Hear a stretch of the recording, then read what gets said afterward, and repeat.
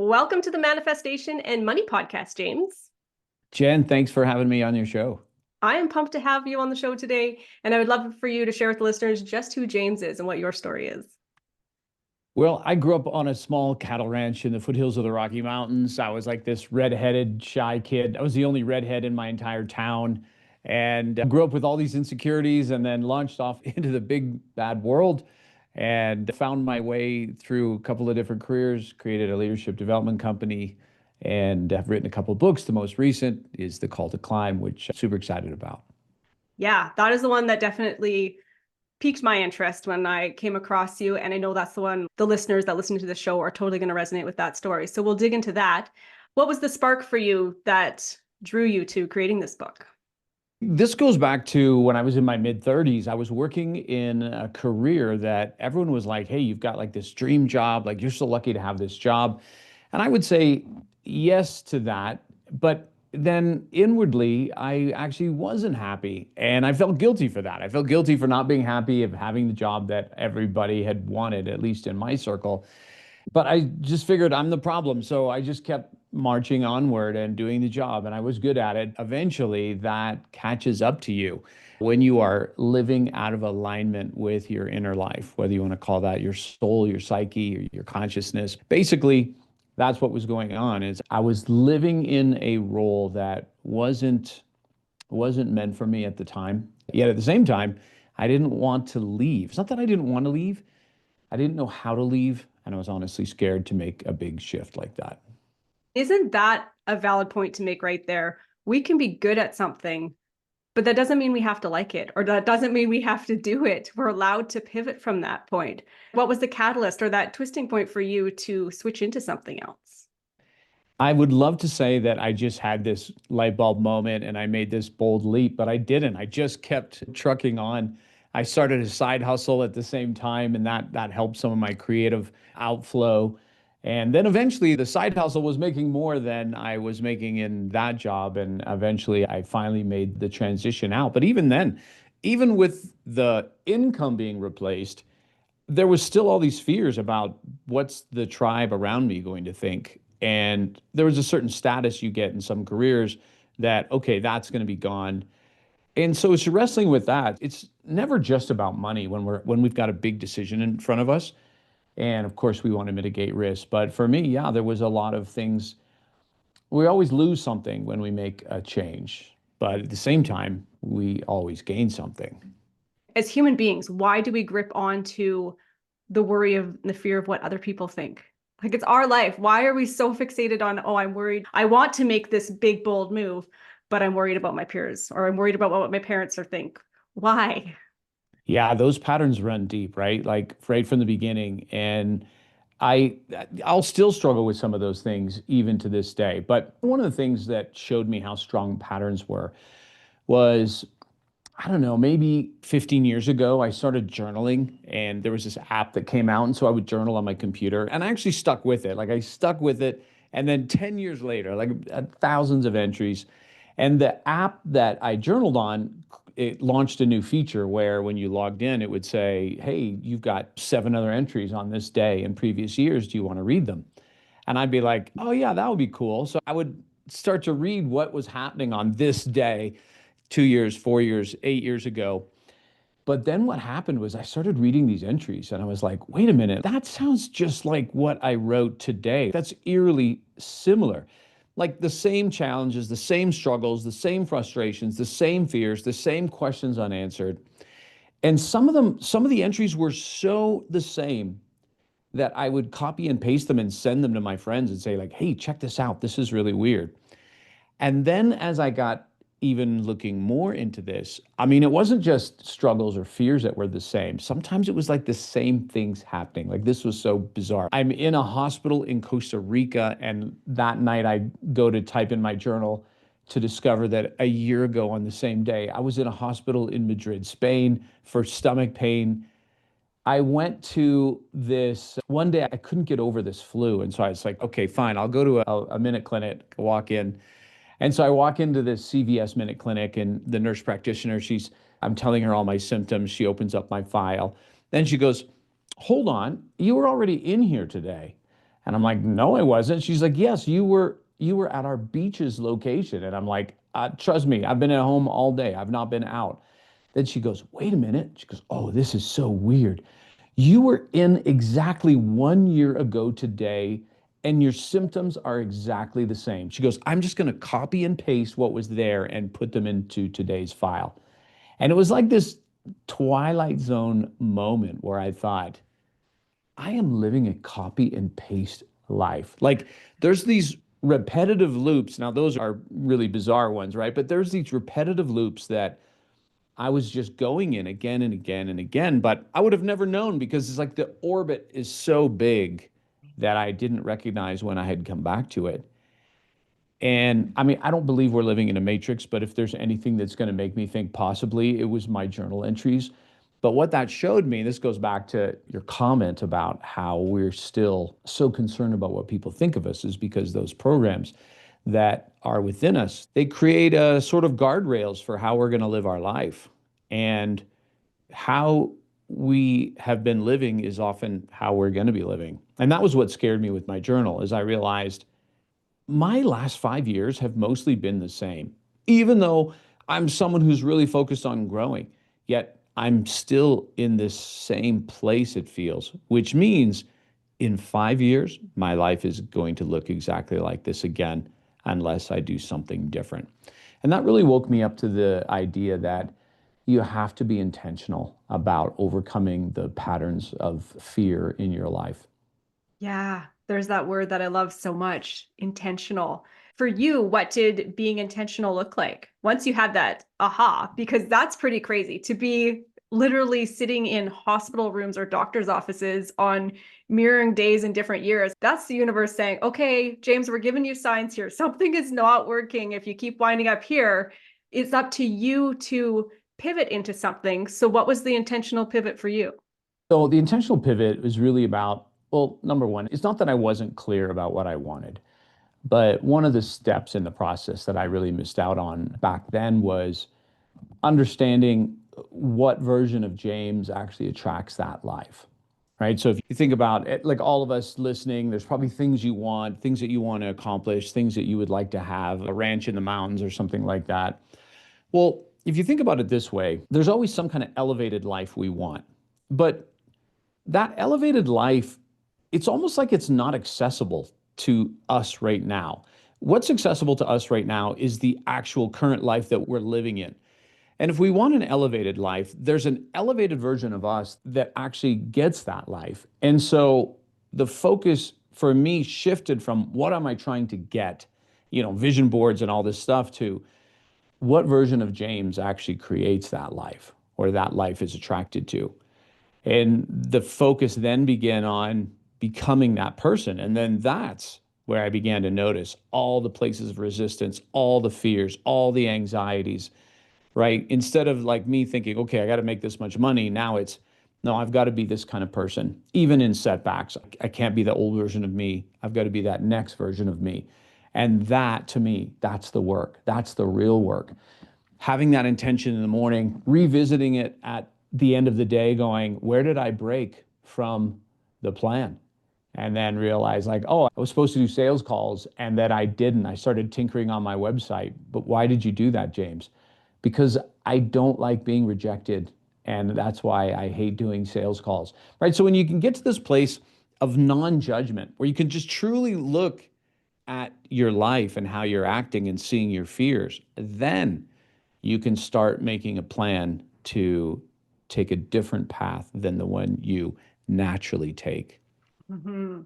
So you're trying to embody that the way of being for that new person that you're trying to attract. Like you talking about that made me think of a person who is like, yeah, I want this dream property, yet their credit is in the garbage can because they can't pay their monthly credit card bill. So by starting to embody making those monthly payments, getting yourself out of that bad credit rap, then you're getting yourself in alignment with that person that can go out and get that dream property. It's kind of like that, right? Exactly. And, this works on two levels. So I know you talk about manifestation on your show. And of course, that's definitely a part of this. And when you want to look at the neuroscience side of this, is that when we are stepping into that version of us and we're clear of what we want, but we're stepping into that feeling, right? As if we've already got it. Well, what we're doing also is we're priming the brain. So if you think we're priming the brain of what to notice. So we're all familiar with the algorithm in social media, right? It's to our frustration, right? Like, why are my posts not getting shown? Or if I go on anyone else's social media, I can sort of tell what they've been looking at, right? Because it's in the algorithm. That's exactly how the brain works. Once we let the default mode network know that this is what's important, think of it like the bouncer at the nightclub. It only lets in what's important and what's attractive, right? That's the bouncer's job. Well, that part of our brain, there's a bouncer there, and we signal to the bouncer, only let this information in. Because I can't remember how many, it's like millions of bits of data that come at us every second, but we can really only process like 80 bits. So imagine seeing like there's 40 million things in front of you, and your brain is going to go, okay, right, only 100 of those we're going to let in. That's this tiny sliver of the world that's going to get let in. And so we have to decide, what are we going to let in? And if we're always looking at what's wrong, then more of that's going to come in. If we're always thinking like, yeah, this always happens to me, or I can't catch a break, or I always have friends that are not there for me, well, when we start to program the algorithm like that, then we're just going to get more of it. Again, that's a brain thing. So let's have the brain work for us by believing that we've already got these things because we're acting like the person that has it, and then we will have a completely different reality. That's a really great visual there because everybody, like you said, in today's world, the Facebook algorithms or the social media algorithms, we see that, right? And my husband will say stuff like, is this showing up in your feed? It's showing up in my feed all the time. I'm like, no, like weird, but that's because that's not the stuff that I'm interested in. So therefore it doesn't show up for me. So people can definitely take that visual and put it into real life. And you think about even now, like this is actually a hot topic about in a sense, the politicization of our nation, right? And a lot of it's through social media. So what you're going to see more of, you're going to see more of, like, I'm not a TikTok user. Like we created a TikTok account. We thought, oh, maybe we'll experiment with some content. And for whatever reason, I don't know, I saw a video of this guy's prepare for the nuclear war or prepare for the end. And I'm like, where's this guy getting this? But I spent enough time on his video that the next video was about being a prepper, and the next video was about Russia and China. And all of a sudden, before I know it, I'm like fearful that there's going to be a nuclear strike. And I'm like, it's only because that's whatever algorithm came to me was that. And yeah, our brain is completely like that. And that's why, back to the old example, when you want to buy a certain car, let's say you want to buy a Tesla, you just begin to see them everywhere. But nothing in reality changed. But your reality changed in terms of what your brain said, okay, let's let this in.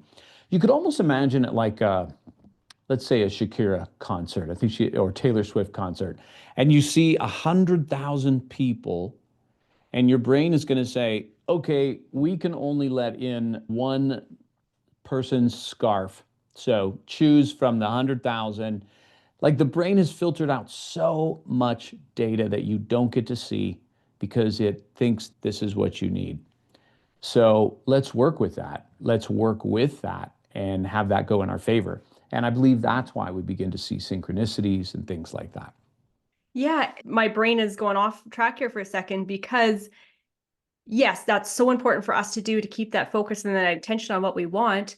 But you've brought in a whole different element here that I hadn't even considered before of those algorithms, how we are literally being force fed things that we're not even wanting to think about. So we have that element in this day and age on top of trying to keep our own focus on that.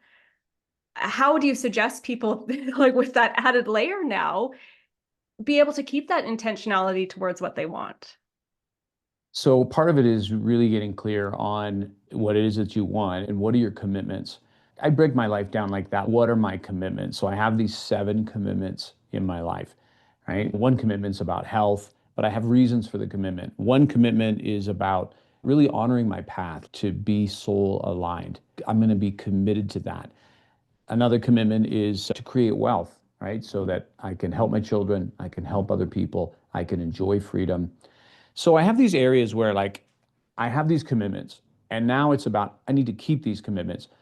At the beginning of the day, I can review my commitments, and at the end of the day, I can just ask myself, how did that go? Right? In a real non-judgmental way. And then that's where we learn, that's when we learn, wait a minute, what is going against the internal programming that's not that? For example, my commitment to health is not really a problem keeping it. For whatever reason, I stay healthy and all of that. Now, being true to my soul, that's a different challenge because even let's say today, I posted something online that was a bit further out of my would say lines or comfort zone. And I even hesitated, should I post this? I don't know how this is going to go over. But I posted it, so I did the right thing. But at the end of the day, I can take a look at that to just to go, you ran into that anxiety. So I did the right thing. I kept my commitment.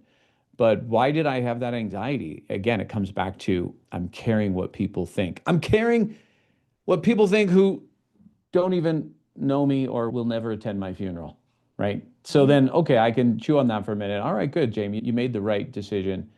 You kept your commitment. And so that's the thing is you want to outline what are your commitments and then let's keep them. At least that's how I do it. I love that. What is soul alignment for you and how do you connect with that? To me, being aligned with your soul, first of all, I believe that all of us are here for a reason, that all of us are more than a bunch of cells and neurons. I believe we're more than a brain. And there's just some great research that backs that up, actually, that we are beings that are here in this physical world having this experience. And at the same time, there's clues that like you are an astronomical miracle. It's like 1 in 400 trillion chance that you even were born. Right away, that puts even the Powerball lotto odds to shame, right? Like it's 1 in 400 trillion that you're even here. And then explain to me why every single person has a different set of fingerprints. Even identical twins don't have the same fingerprints. Why is that? Obviously, there's a physical explanation of that. But to me, we use that as an identifier, right? Give your fingerprints, and that's how we catch you at the crime because only Jen has this fingerprint. I mean, think about that. Like you are a once in a cosmos event and you an unrepeatable. Like you're an unrepeatable event.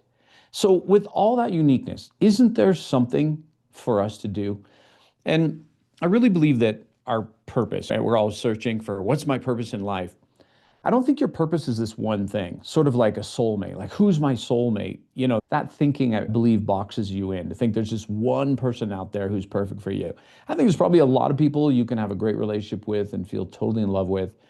When it comes to your purpose, I believe your purpose is to bring the most authentic and honest version of yourself to the world. Now, what you do, I think there's probably 1,000 things you could do that are in alignment with that, but it's getting in touch with truly your soul, what excites you, what brings you alive, what brought you alive as a kid. Looking back to what was one of the best days of your childhood that you can remember, and then what were you doing, and why is it still in your memory? Because there's all these breadcrumbs along the way. So what happens to us, and this happened to me, is you get into something because we've also got the programming and the tribal expectations and the ego. And then that creates another path. And we get so far down that path, we think, well, I can't make a change now. But the soul shows up at some point to start knocking and tugging and nudging you that, hey, there's something bigger for you. There's something more for you. And for me, it took a long time to really trust that. And I think that the soul is a little bit like it's like the seed to an oak tree, right? This, if you ask the seed of an oak tree, like, what do you want to do with your life? It's like, well, I'm becoming what I am. I'm becoming an oak tree. Do you care what anyone thinks? No, I'm going to become, I'm going to express what I am in the world. Now, I know I'll do a lot of things as an oak tree. I'll provide shade, I'll stop erosion, I'll create homes for animals, but that's actually not even the goal. The goal is who I'm becoming an oak tree. And I think you and I and everyone listening, we're like that. There's there's a song for you to sing, there's something for you to express. And that is truly what it means to live in soul alignment, is getting in touch with that. And the challenge I've found is throughout my life, there's a lot of things I thought were like soul aligned, but as I looked deeper, it was actually just goals of the ego. And I'll give you one example, and this actually shows up in the book, even though it's a fable, but this is true from my life. So I used to have this goal stone. Actually, I still have it. It was this stone, and I engraved $1 million on it. I bought an engraver on Amazon, and I scratched out one. And then I carried this stone with me for 2 years, every day, because the idea was like, this is my goal, this is my goal, this is my goal. But then you know what? I wasn't getting any closer to this goal. And pretty soon it started to just be frustrating, like a joke in my pocket. And then one day I just asked myself the question, why do you want $1 million? Apart from, of course, that will give you many things, but why do you want it? What will that do for you? How will that make you feel? And I was quiet enough that the answer came, and it said that because then I'll feel successful, which meant that I didn't feel successful in the moment. And with that, there was a certain amount of shame. And then it hit me that the reason I want this goal was to erase my shame. So you can see how almost like the soul would work against that goal. Because if I wanted to get rid of my shame, I don't need $1 million to do that.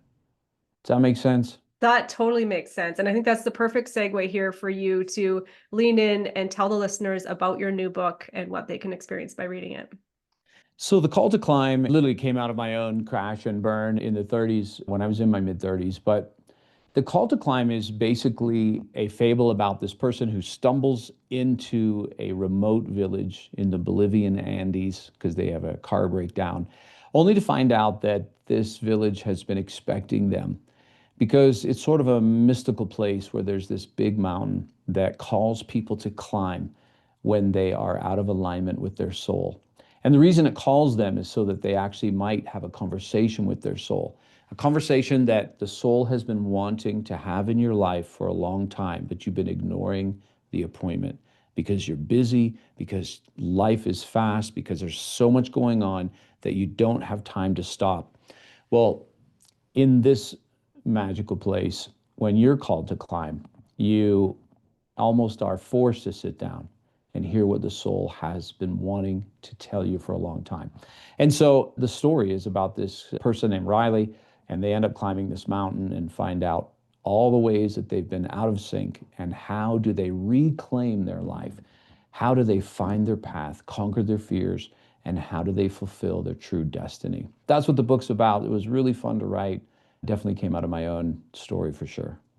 I love that. And I'll be sure to drop the link in the show notes to the book so people can grab a copy of that. And before I go, I would love for you to share what your biggest piece of advice would be for someone to go and just create a life that they love. Well, one thing I would say is to remember this. I've been to a lot of funerals in my life, and the funerals, at least in the West, have a certain formula to them. Somebody, and this will probably be true for all of us, right? When it's your funeral, someone's going to get up and they're going to read your eulogy. And your eulogy is a list of all the things that you accomplished. And it takes about 2 minutes. And the rest of the hour is spent with people that love you, that get up and talk about what you meant to them. And if that's sort of our final curtain call on this planet, shouldn't that give us some idea and understanding into what really is important? And it's the impact that we have on those around us. And the best way you can impact someone is to really bring your authentic self to this world. That's your gift to the world, and it's also your gift to yourself. Thank you for sharing that. That's a very grounding way to end this episode today. So thank you so much for joining me on the show today, James. Thanks, Jeff.